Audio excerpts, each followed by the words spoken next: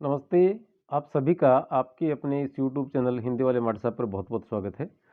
दोस्तों, आज हम कक्षा 12 की हिंदी साहित्य नामक विषय के की पाठ्य पुस्तक अंतरा भाग 2 के अर्धवार्षिक परीक्षा में शामिल होने वाले अंतिम पाठ पर बात करेंगे। ये इस गद्य खंड का चौथा पाठ है जिसका नाम है सम्मदिया और इसके रचनाकार हैं फणीश्वर नाथ रेणु, जो कि एक आंचलिक कथाकार और उपन्यासकार के रूप में विख्यात हैं। इनका जन्म 4 अप्रैल 1921 को ओराही हिंगना नामक जिला अररिया बिहार में हुआ था और इनका निधन 11 अप्रैल 1977 ईस्वी को हुआ था। इनका परिचय देखते हैं कि आप 1942 ईस्वी के भारत छोड़ो आंदोलन तथा नेपाल में राणाशाही विरोधी आंदोलन में सक्रिय रहे। राजनीति में आप प्रगतिशील विचारधारा के समर्थक थे। एक आंचलिक कहानीकार और उपन्यासकार के रूप में आप विख्यात भी रहे। आपकी भाषा सशक्त एवं संवेदनशील थी। आंचलिक शब्दों व मुहावरों के प्रयोग से भावों के उद्घाटन में आप सफल रहे। संप्रेषणीयता व भावानुकूलता आपके लेखन की विशेषता है। अंचल विशेष के शब्दों के प्रयोग के कारण आप प्रथम आंचलिक लेखक भी माने जाते हैं। आपने वर्णनात्मक शैली को अपनाया। कहीं कहीं व्यंग्य शैली के दर्शन भी होते हैं। चित्रात्मक शैली के प्रयोग से आप अंचल विशेष के चित्र पाठक के मन में खींचने में सफल रहे हैं।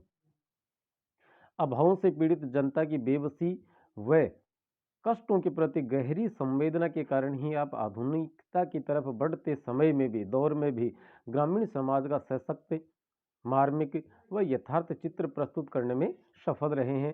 संवाद शैली का अत्यंत ही जीवंत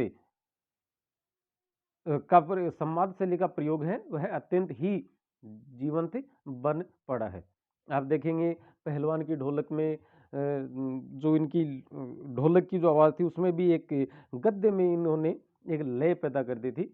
इनके उपन्यास हैं मैलांचल, प्रतिपरी कथा, कहानी संग्रह हैं ठुमरी, अगिनखोर, आदिम रात्रि की महक, तीसरी कसम, जिसे मारे गए गुलफाम के नाम से भी जानते हैं। एक ही तीसरी कसम और मारे गए गुलफाम दोनों एक ही हैं। और इसी तीसरी कसम नामक कहानी पर इनके द्वारा लिखी तीसरी कसम नामक कहानी पर फिल्म का निर्माण भी हो चुका है। रिपोर्टाज लिखे वो ऋण जल धन जल के नाम से संग्रह संकलित है। पाठों के प्रश्न देखते हैं। पाठ के सम्मदिया पाठ के रचयिता कौन है? तो फणीश्वर नाथ रेणु। सम्मदिया पाठ के में सम्मदिया का नाम क्या था? तो हरगोविंद। हरगोविंद को किस बात का आश्चर्य हुआ? बड़ी हवेली में बुलाए जाने पर उसे इस बात का आश्चर्य हुआ कि जब हर गांव में डाकघर खुले हुए हैं तो आज सम्मदिया की क्या जरूरत पड़ गई।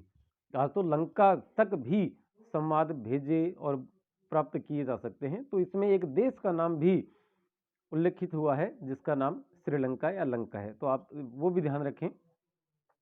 संवदिया में क्या क्या गुण होने चाहिए या एक संवदिया में किन गुणों का होना आवश्यक माना जाता है? संवदिया का मतलब संवाद ले जाने वाला, संदेश लाने और ले जाने वाला। तो संवदिया को सबसे पहले तो किसी भी संवाद को गुप्त रखने का गुण होना जरूरी है उसमें। जिसके लिए संवाद भेजा गया हो उसके अलावा किसी को आभास न होने दे। जिस लहजे या भावना के साथ संदेश भेजा जाए उसी लहजे में कहने का गुण भी होना चाहिए। यदि रोते हुए संदेश भेजा हो तो संवदिया को चाहे कि वह भी रोते हुए ही संदेश सुनाए। सुर और स्वर का विशेष ख्याल रखना पड़ता है। गांव के लोगों में संवदिया को लेकर क्या धारणा थी या गांव के लोग संवदिया को क्या समझते थे? तो संवदिया के प्रति गांव वालों की धारणा अच्छी नहीं थी। उनका मानना था कि संवदिया कोई निठल्ला, कामचोर और पेटू अर्थात खाने का शौकीन ही बन सकता है। वे मानते थे कि उनकी आगे पीछे कोई नहीं होता, औरतों की बातें सुनने सुनाने में रस लेने वाला होता है। वे लोग तो उसे मर्द तक भी नहीं मानते थे। हरगोविंद कौन से गांव का था? जलालगढ़ का। इस बात का उल्लेख वहां होता है कि जब हरगोविंद बड़ी बहुरिया का संदेश लेकर बड़ी बहुरिया के मायके पहुंच जाते हैं तो वहां कहते हैं कि अरे जलालगढ़ का संबंधी आया है।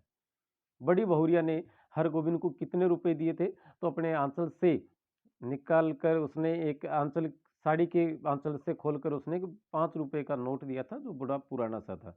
हालांकि उसकी कीमत वही 5 रुपए थी। मोदियान का की किस नाम से चिढ़ती थी? वो काबुली का कायदा नाम से चिढ़ती थी। हरगोविंद ने बड़ी बहुरिया को की माता को पुनः कब आने का आश्वासन दिया कि हम दशहरे के साथ हैं, दशहरे के अवसर पर आएंगे।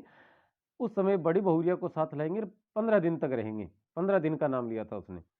हरगोविंद किसका नाम लेकर चल पड़ा वापसी में? तो वह महावीर विक्रम बजरंगी का नाम लेकर पैदल ही चल पड़ा था। कटिहार स्टेशन पहुंचने पर संबंधिया को ऐसा क्यों लगा कि यहाँ वास्तव में सूराज हुआ है?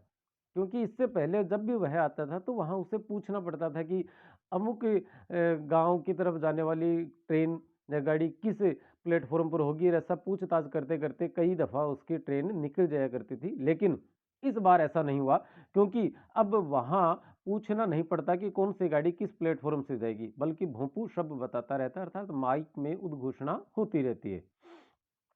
माँ ने बड़ी बहुरिया के लिए या अपनी बेटी के लिए क्या भेजा? तो बासमती धान का चूड़ा अर्थात चिवड़ा भेजा। बड़ी बहुरिया अपने मायके संदेश क्यों भेजना चाहती थी? पति की असमय मृत्यु के बाद बड़ी बहुरिया के बुरे दिन शुरू हो गए। उनके तीनों देवर जमीन जायदाद का हिस्सा लेकर शहर में बस गए, अर्थात उनके 3 देवर थे। सिर्फ फसल कटाई के वक्त आते और अपना हिस्सा लेकर चले जाते। बड़ी बहुरिया की कोई खोज खबर नहीं लेते थे। उनके पास खाने तक की व्यवस्था नहीं हो पाती थी, कोई उधार भी नहीं देता था। मोदियाइन तगादा करके अपमानित करती रहती थी। इसी कारण उन्होंने अपनी माँ के पास संदेशा भिजवाया कि मुझे अपने पास बुला लो, अन्यथा मजबूरी में मुझे आत्महत्या करनी पड़ेगी। हरगोविंद बड़ी हवेली पहुंचकर अतीत की किन स्मृतियों में खो गया?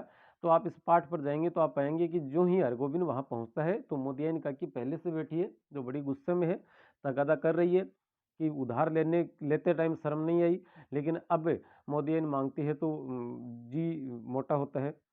तो बड़ी बहुरिया उसे आंख के इशारे से समझा देती कि आप एक बार बैठो। तो हरगोविंद जब बड़ी बहुरिया के इशारे पर वहां बैठ जाता है, तब देखो क्या होता है। हरगोविंद बड़ी हवेली पहुंचा तो वहां मोदियाइन काकी बड़ी बहुरिया से तगादा कर रही थी। तब बड़ी बहुरिया ने हरगोविंद को बैठने का इशारा किया। बैठे बैठे क्या करे अब? तो वह सोचने लगा कि अब तो यह नाम की ही बड़ी हवेली रह गई है। पहले जहां नौकरों की भीड़ लगी रहती थी, अब वहां बड़ी बहुरिया के अलावा और कोई नहीं है।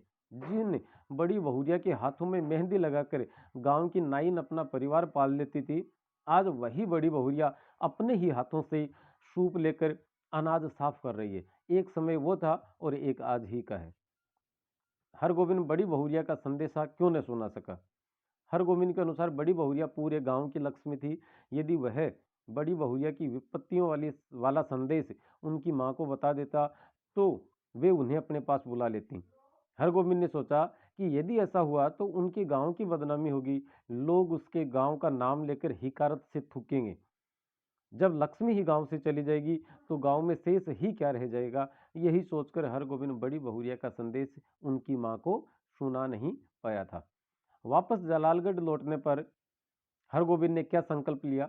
आप ध्यान करेंगे कि वो वापस आता है और बेहोश हो जाता है, और जब होश आता है तो अपने आप को बड़ी बहुरिया के सामने और एक बिस्तर पर पाता है। हरगोविंद बड़ी बहुरिया का संदेश नहीं दे पाया था। वापस आते वक्त भूख प्यास से बेहोशी छाने लगी। होश में आने पर उसने स्वयं को बड़ी बहुरिया के घर पाया। तब उसने कहा कि मैं आपका संदेशा नहीं दे पाया, इसके लिए मुझे माफ करना। अब उसने बड़ी बहुरिया के समक्ष करता है सामने संकल्प लिया कि आप गांव छोड़कर न जाएं, मैं आपका बेटा बनकर रहूंगा और काम करूंगा तथा आपको किसी प्रकार का कष्ट नहीं होने दूंगा। हरगोविंद के साथ संदेश भेजने के बाद बड़ी बहुरिया ने क्या सोचा? उन्होंने सोचा कि ये मैंने क्या कर दिया। उन्हें लगा था कि मैंने संदेश भेजकर गलत किया। बड़ी बहुरिया का संदेश हरगोविंद के दिल में कांटे की तरह चुभ रहा था। क्यों? हरगोविंद सोच रहा था कि जिस गांव में बड़ी बहुरिया को लक्ष्मी का दर्जा मिला था, आज वे इतनी परेशान हैं। उनके संदेश में प्रयुक्त एक एक शब्द से उनके दुख का आभास हो रहा था। अब वही संदेश बड़ी बहुरिया की माता को सुनाने से पूर्व जब उसने एक बार फिर से याद किया तो उसके दिल में कांटे की तरह से वह चुभने लगा था। दोस्तों, आज के इस वीडियो में फिलहाल इतना ही। आपकी कोई मार्गदर्शन हो, कोई सलाह मशवरा हो तो आप इस नंबर पर कॉल या मैसेज के ज़रिए हमें इत्तला कर सकते हैं। और आज का वीडियो फिलहाल इतना ही। आप चाहें तो चैनल को सब्सक्राइब भी करें। धन्यवाद, शुक्रिया।